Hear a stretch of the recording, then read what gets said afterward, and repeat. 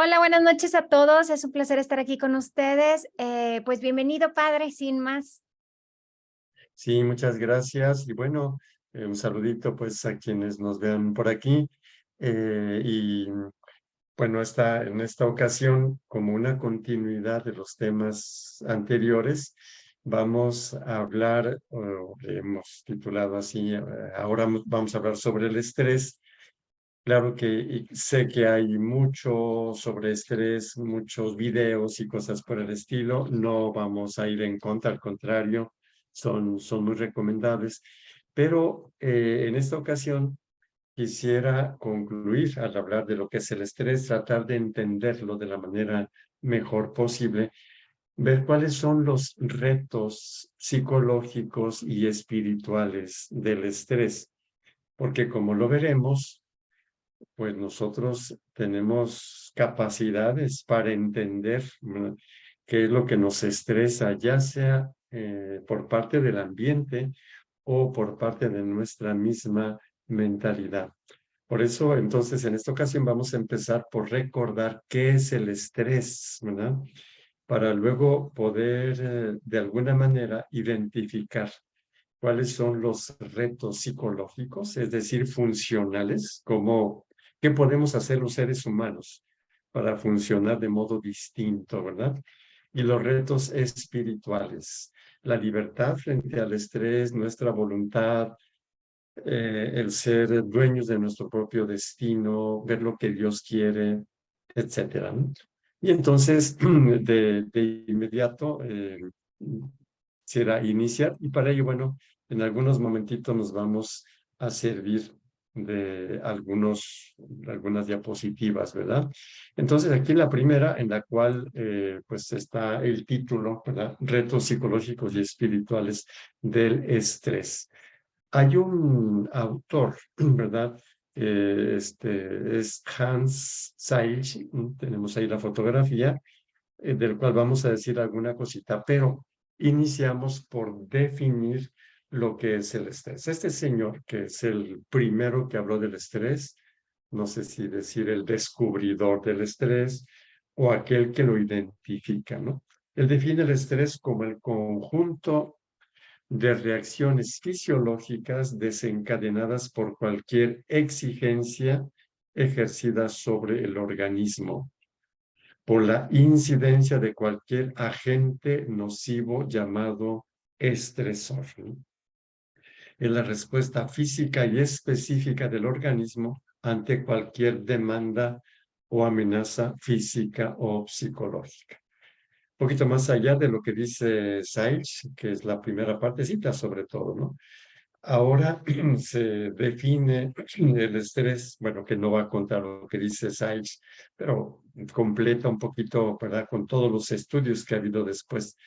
El estrés es un síndrome de adaptación general ante cualquier cambio, positivo o negativo, y que prepara para tres tipos de respuesta: ataque, fuga o parálisis. Entonces, trato de decir alguna cosita para que estas definiciones iniciales sean lo más claritas posibles. Nosotros necesitamos un equilibrio.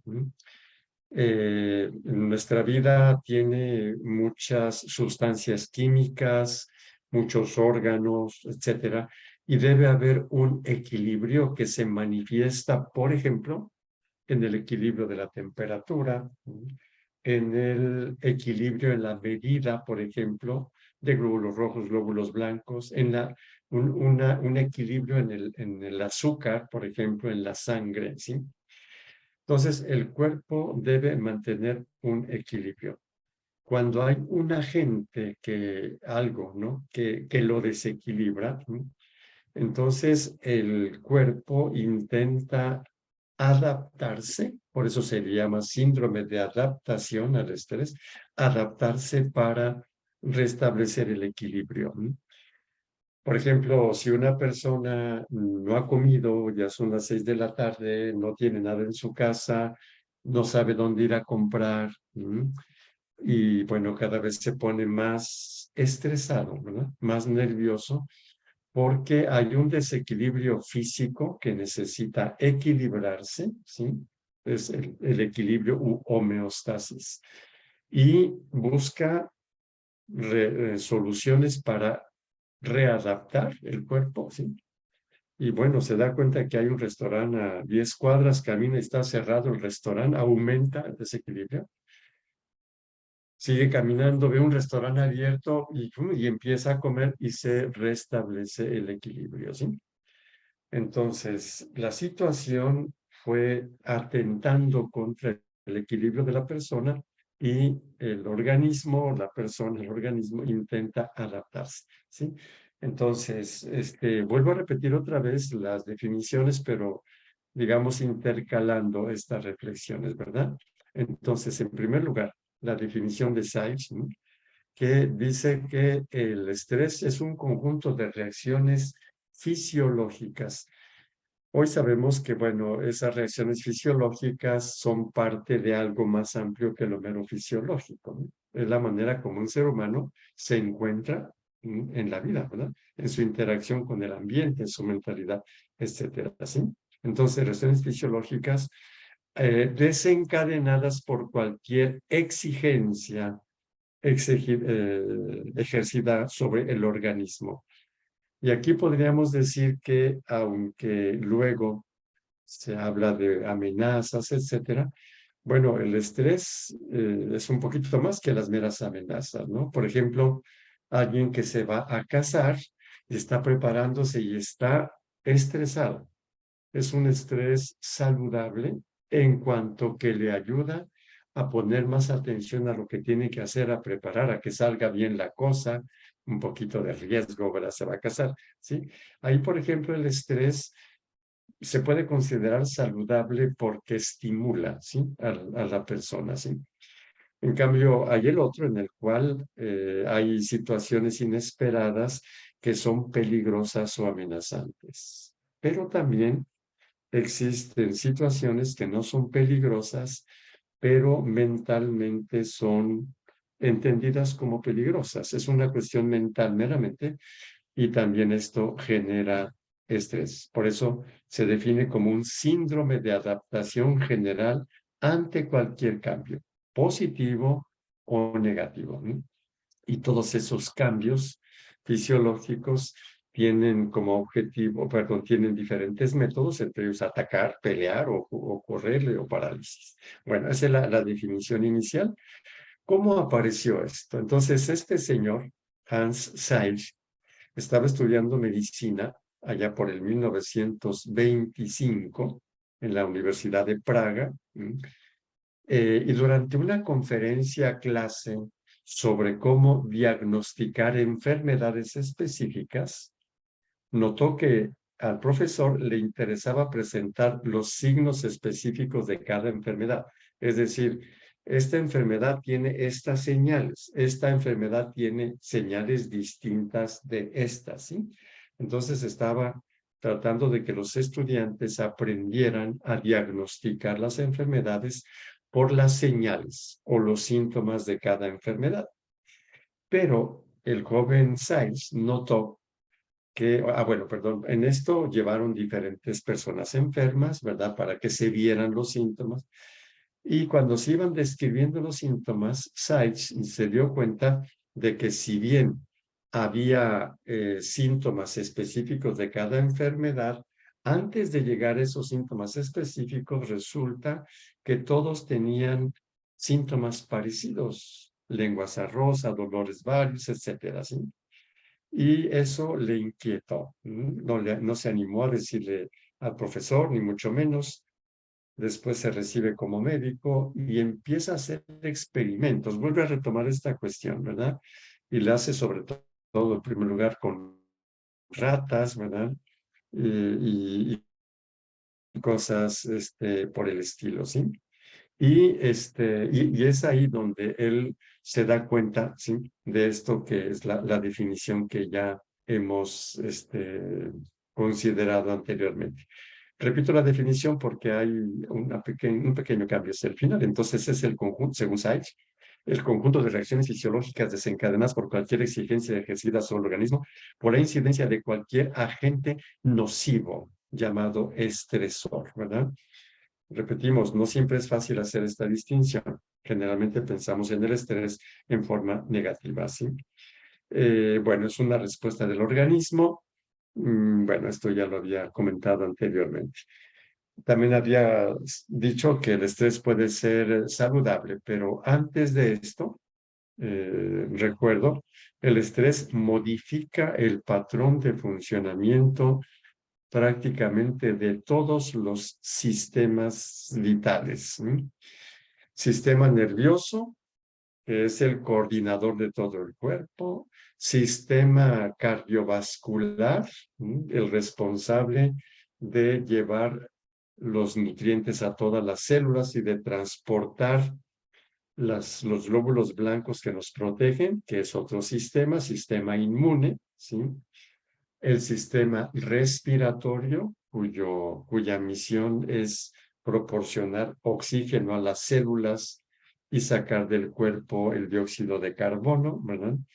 El sistema óseo, bueno, óseo muscular que da lugar a las articulaciones, que también se tensan, ¿verdad? Etcétera. Sí, entonces, el estrés modifica todo el patrón del funcionamiento del cuerpo y es lo que se ha llamado reacciones físicas o fisiológicas.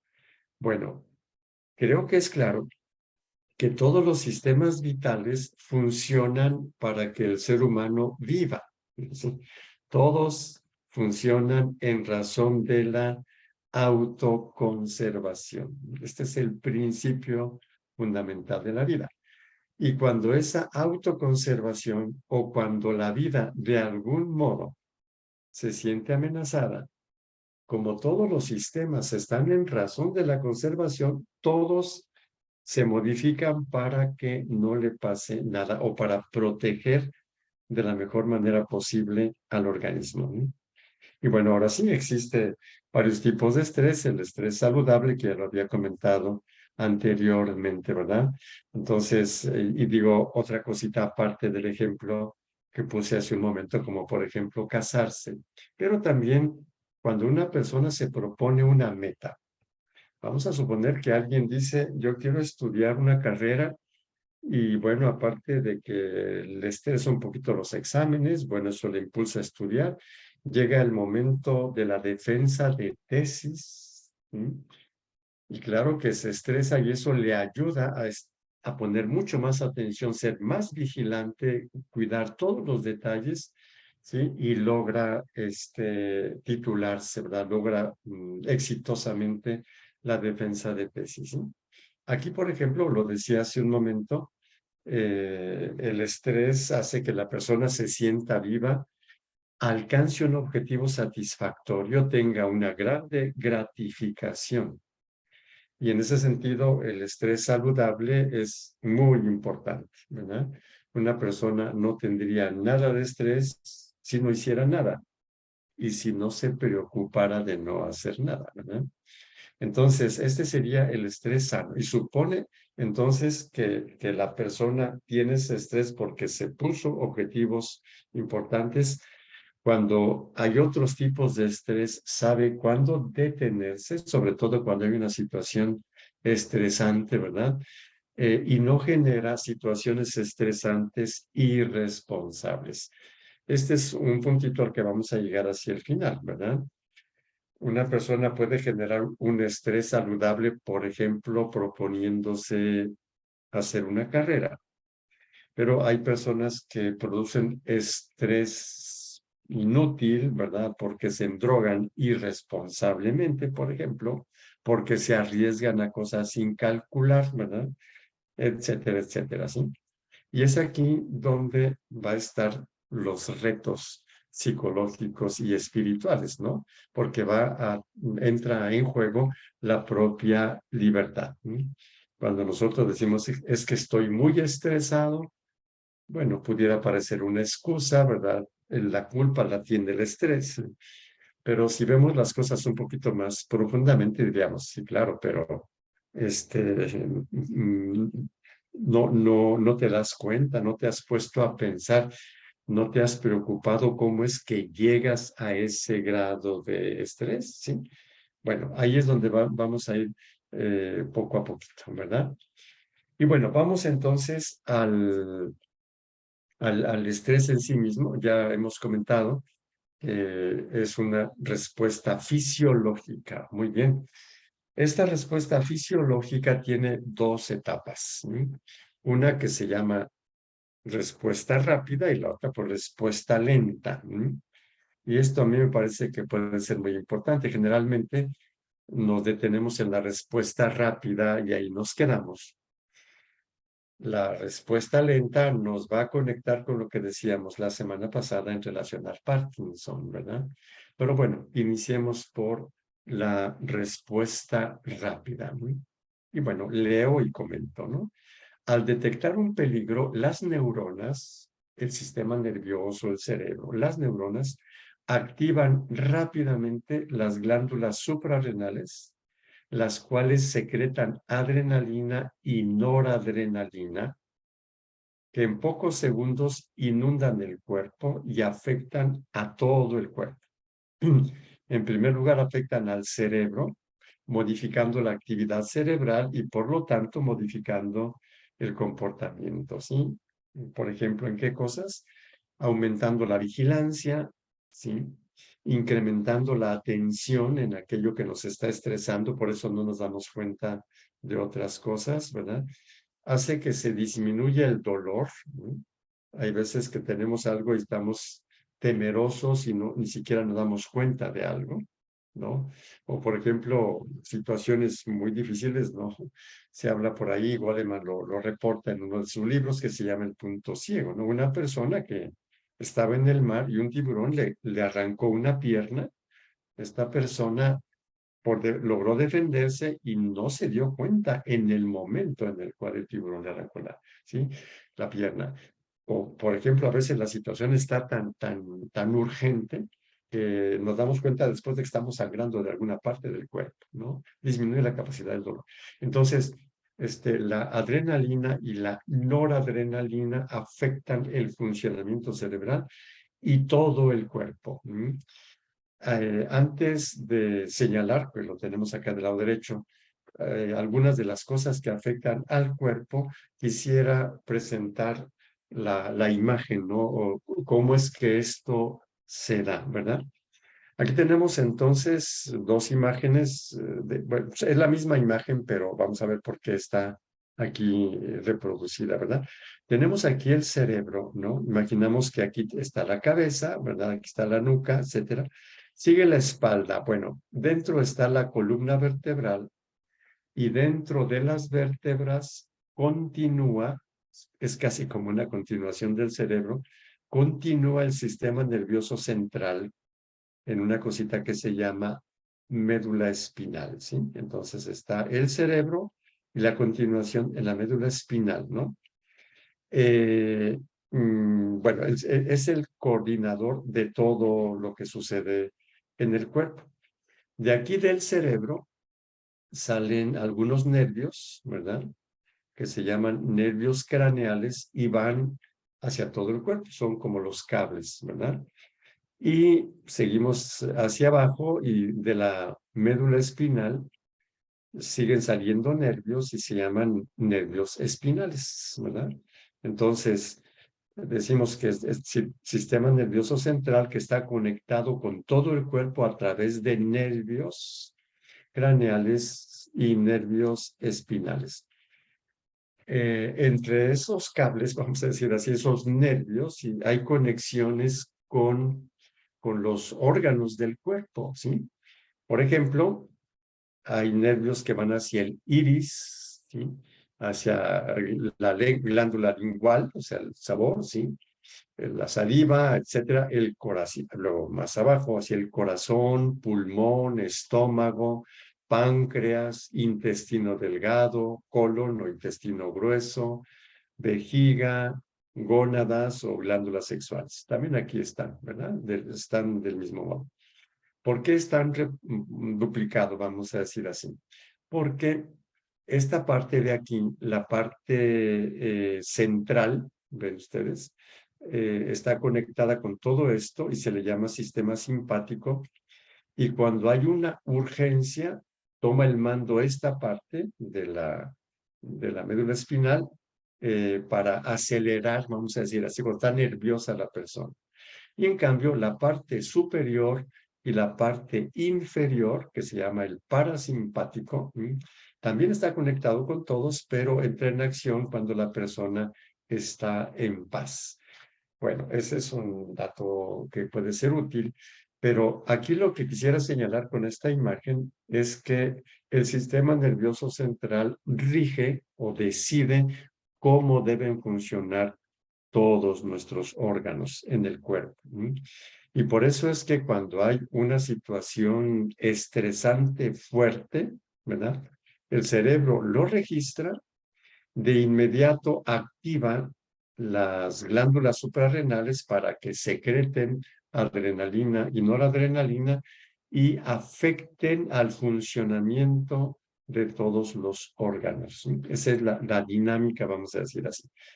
¿Qué es lo que sucede entonces? Entonces los vasos sanguíneos se contraen y aumenta la presión arterial, aumenta la frecuencia cardíaca.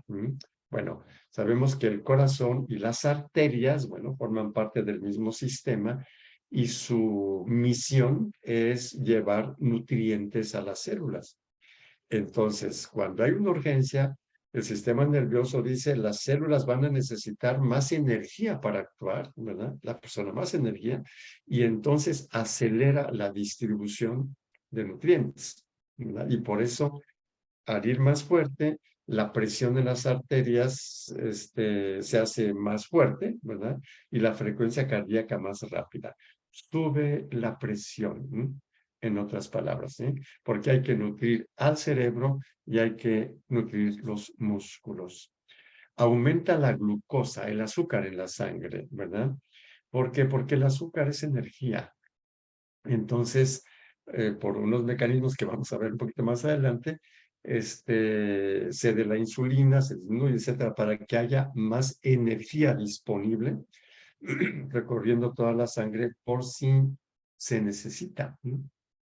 Se contraen las vías respiratorias para respirar más rápido, ¿sí? Y haya más oxígeno en las células, sobre todo del cerebro y de los músculos también, ¿sí? Por eso se altera el sistema respiratorio, ¿sí? O la respiración. Aumenta la coagulación en la sangre coagula mucho más fácil y rápidamente. ¿Por qué?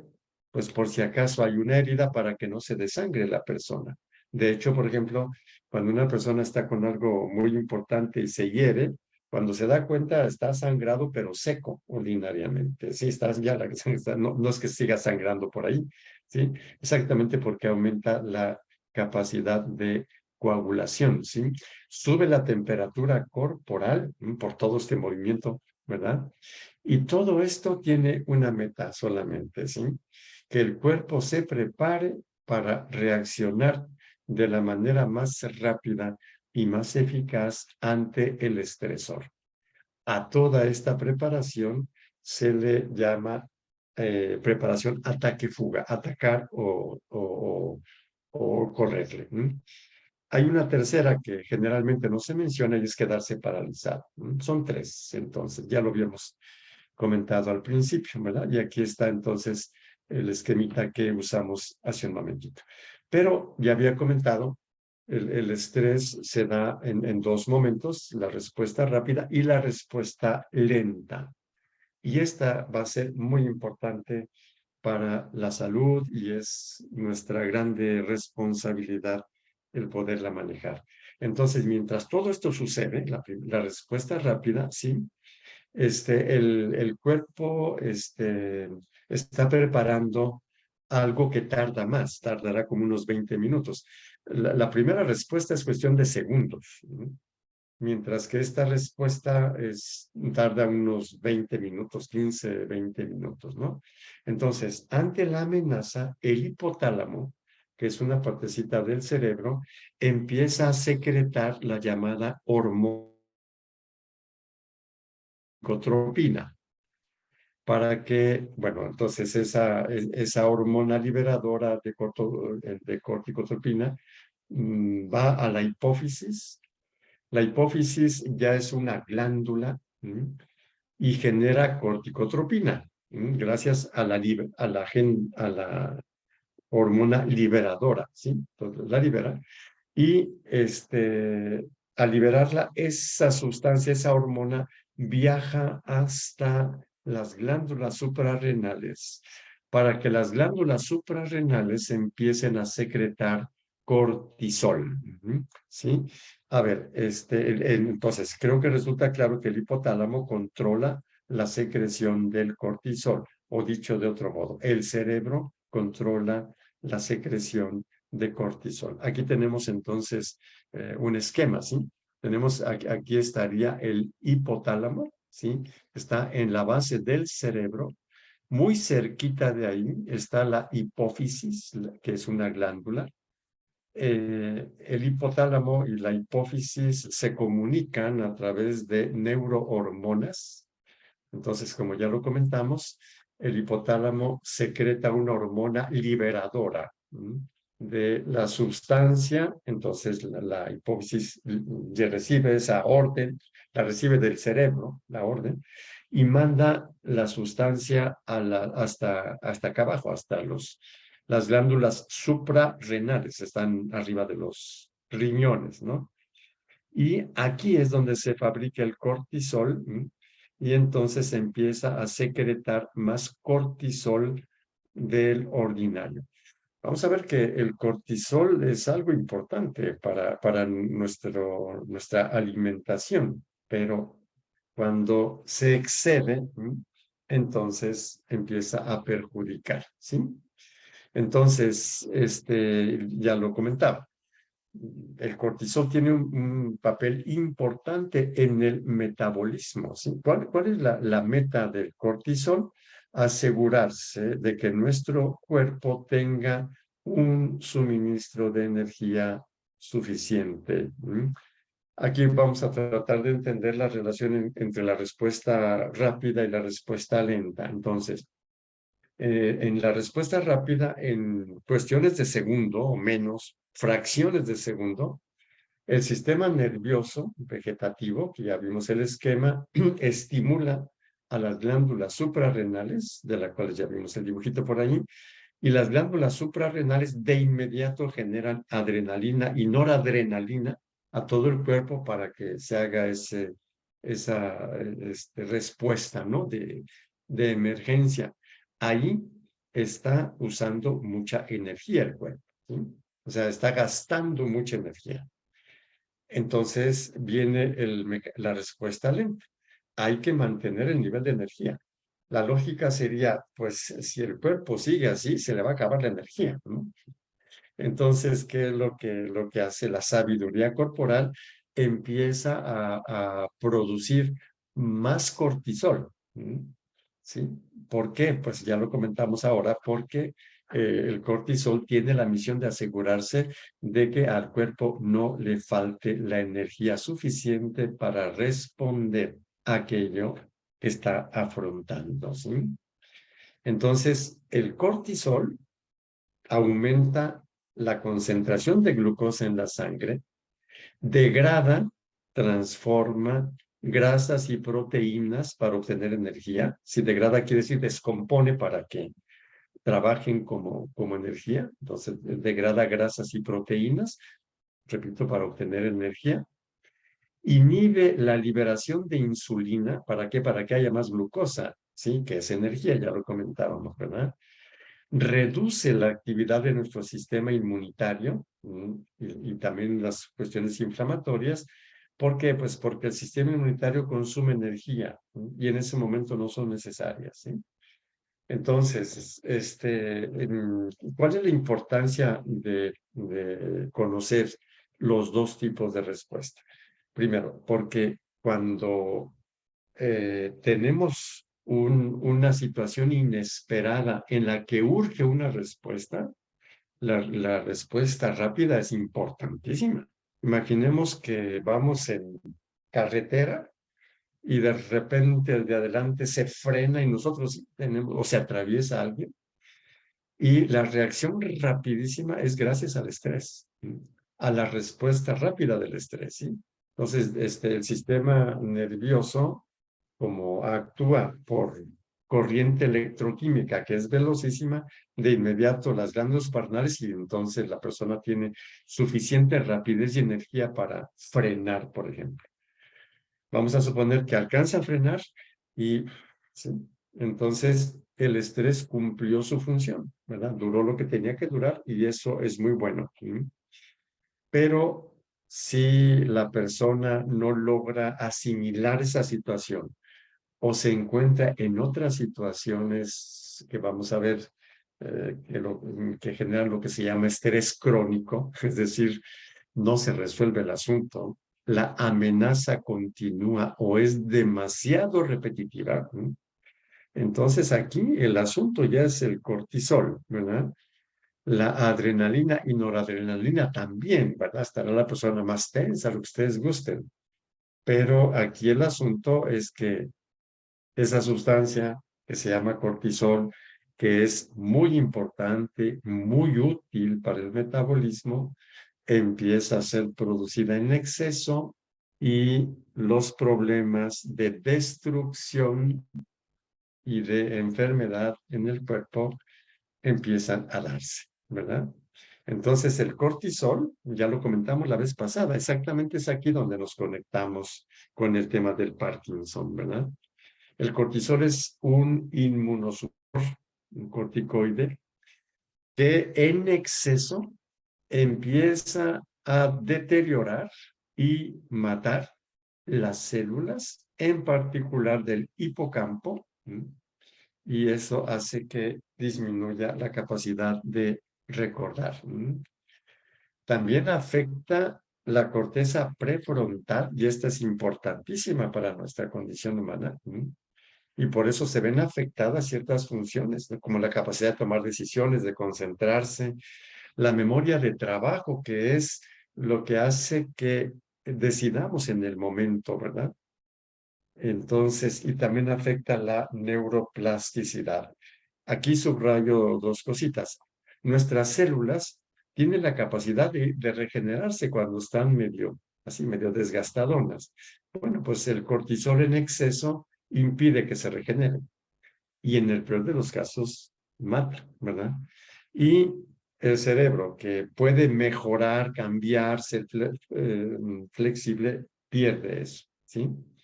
Y entonces, por eso ponemos del lado derecho, sí, entonces se considera que el estrés de largo plazo, el estrés, ¿verdad? Porque probablemente por el hay muchas observaciones, investigaciones que dicen que es muy probable que el estrés disminuya el volumen del hipocampo, ¿verdad? Memoria de corto plazo,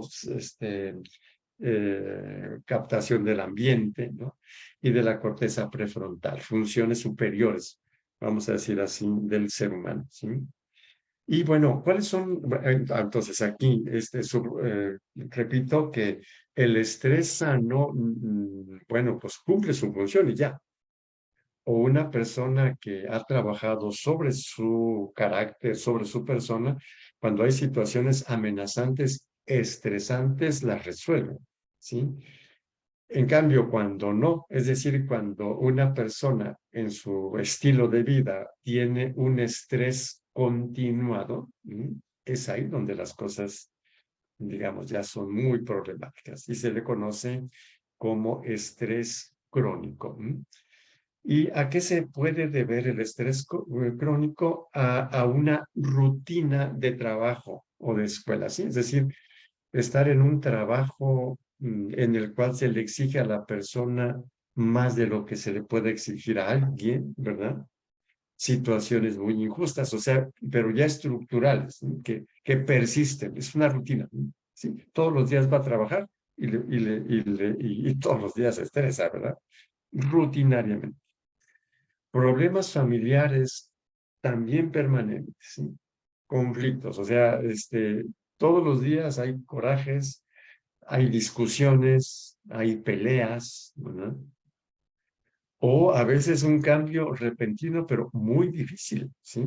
Muy ligado a lo que se llamaría estrés postraumático, ¿sí?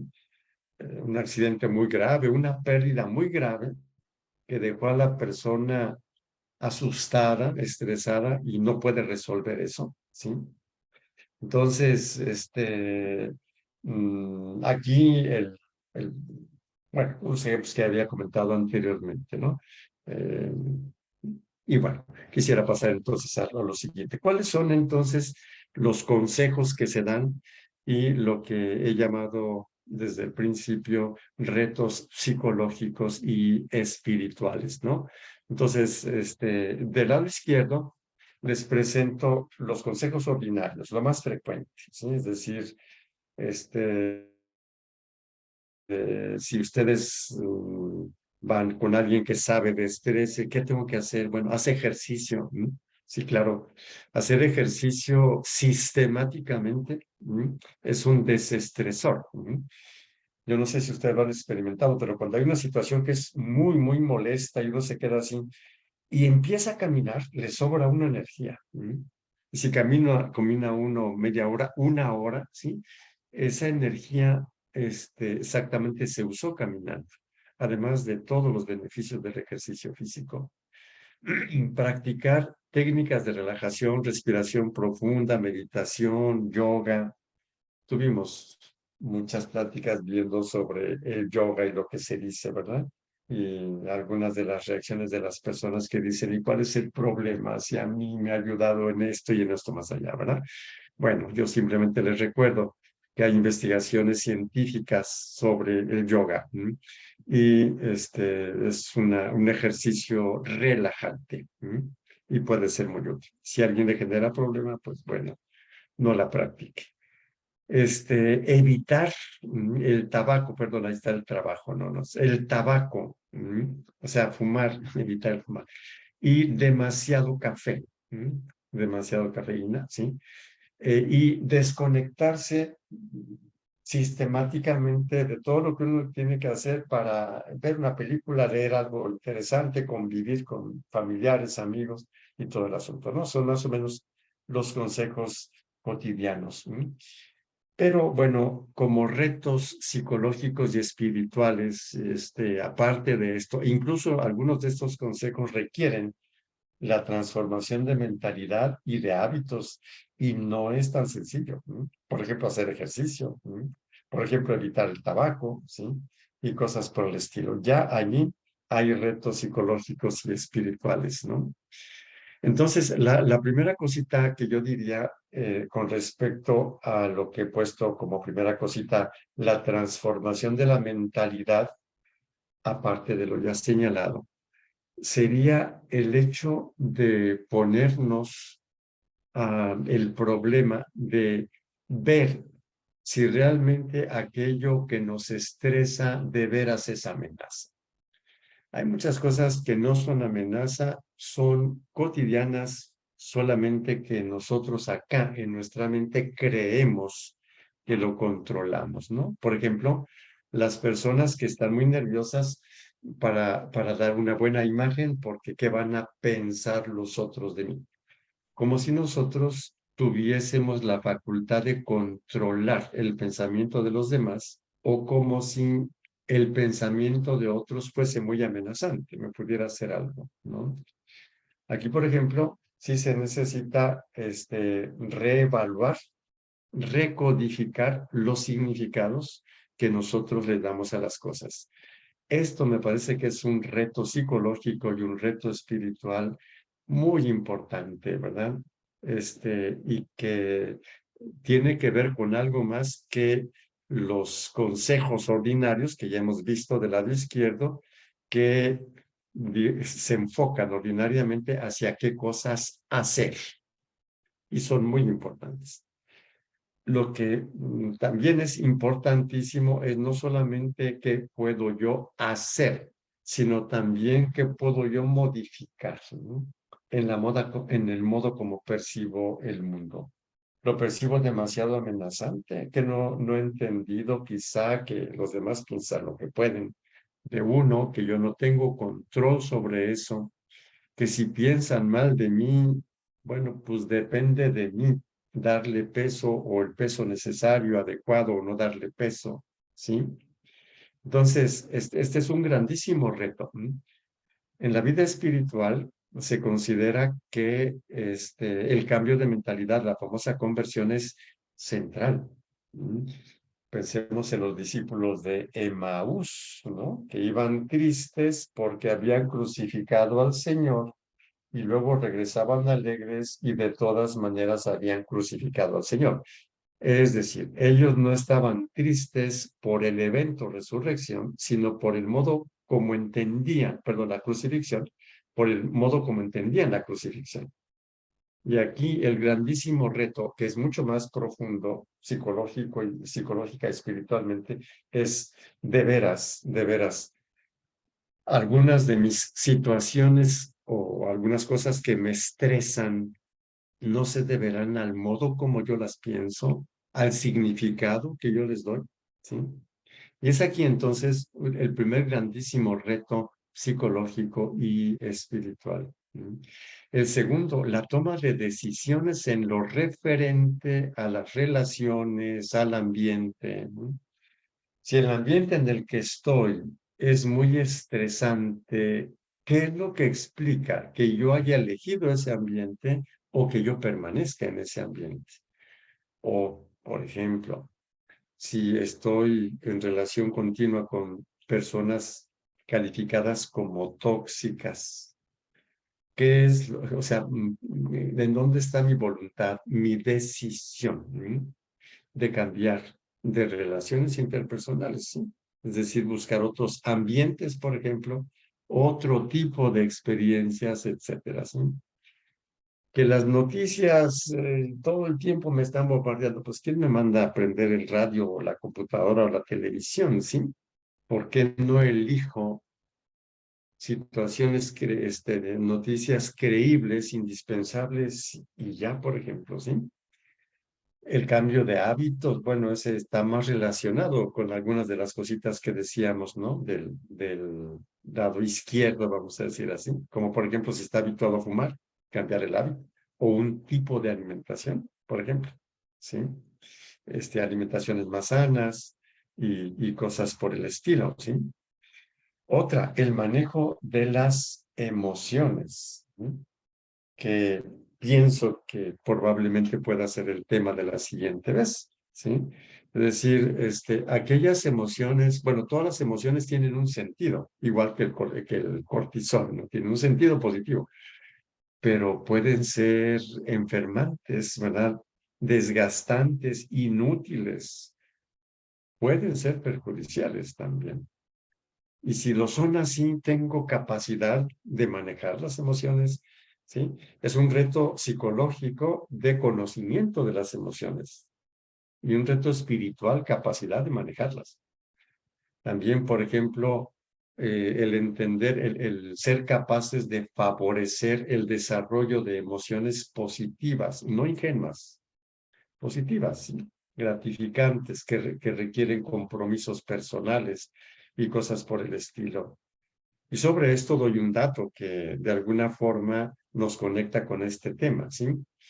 El estrés nos genera emociones negativas como el miedo, la ansiedad, a veces el coraje, y modifican el patrón fisiológico y lo pueden dejar así modificado. Las emociones positivas van deshaciendo esos patrones fisiológicos que si permanecen nos van destruyendo, nos enferman, ¿sí? Sobre esto hay mucha investigación.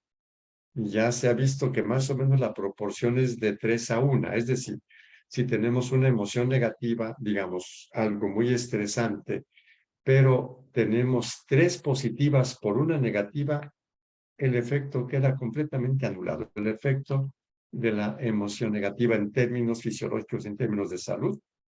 Por eso es que la cuestión emocional es tan importante para la salud, ¿sí? Y por eso el último puntito, ¿sí? El grande reto de adquirir o desarrollar la capacidad para desarrollar emociones positivas. Y en este sentido, pues quisiera señalar que mucha gente se enoja, o no sé cómo decir, cuando uno habla de emociones positivas, porque entienden por emociones positivas una vida fácil, algo muy cómodo, algo muy facilito. Cero. Las emociones positivas son resultado de vidas muy valiosas, de una vida muy valiosa. Y para que alguien desarrolle una vida muy valiosa, debe comprometerse con objetivos valiosos y debe conquistarlos, ¿verdad? Y va por ahí. Entonces yo concluyo señalando pues que los retos psicológicos y espirituales del estrés tienen que ver con, primero, saber qué es el estrés, ¿sí? Ver por qué o cuándo el estrés favorece que nos sintamos vivos y cuándo el estrés perjudica, pero nos perjudica mentalmente, físicamente, etcétera, ¿sí? Y darnos cuenta que el manejar el estrés en forma saludable implica compromisos en los cambios de mentalidad, cambios de hábitos personales, cambios en las relaciones interpersonales, etcétera. Y esos son nuestros retos psicológicos y espirituales. Bueno, yo me detengo aquí. No sé si hay alguna intervención por allí en Facebook o algo parecido. Solamente Marichuy Herrera dice, padre, hola, buenas noches a todos. Hasta ahorita es el único comentario que tenemos. No sé si ahorita, digo, como está un poquito desfasado, no sé si vaya a haber algún comentario, pero pues les recordamos también que si hay algún comentario que no se les ocurra ahorita, sino que después se les ocurra, nos lo pueden mandar ya sea en nuestra página de Facebook o en nuestro canal de YouTube y con mucho gusto nosotros se lo hacemos llegar al padre y el padre ya sea que lo responda en otra ocasión o mandamos la respuesta si es necesario más pronto, pero al parecer no hay más, padre. Perfecto, muy bien. Si durante la semana hay algo, será bienvenido, ¿verdad? Bueno, Claro. pues que Dios les bendiga y seguimos, continuaremos Dios mediante, probablemente con el tema de emociones positivas, ¿verdad? Probablemente. Muy bien. Ok. Menos Entonces que nos haya vemos por la ahí semana algo. que entra, padre, y muchísimas gracias por todo. Gracias. Gracias a Dice, ustedes, que Dios les bendiga y perdón, seguimos en dice comunicación. Laura Herrera, solamente todo claro, gracias. Y Maru Comparán, muy interesante. Muchísimas gracias, muy amable. Muchas gracias Muy a bien. todos. Que pasen buenas noches. Muchas gracias, padre. Gracias, muchas gracias. Que pasen buenas noches.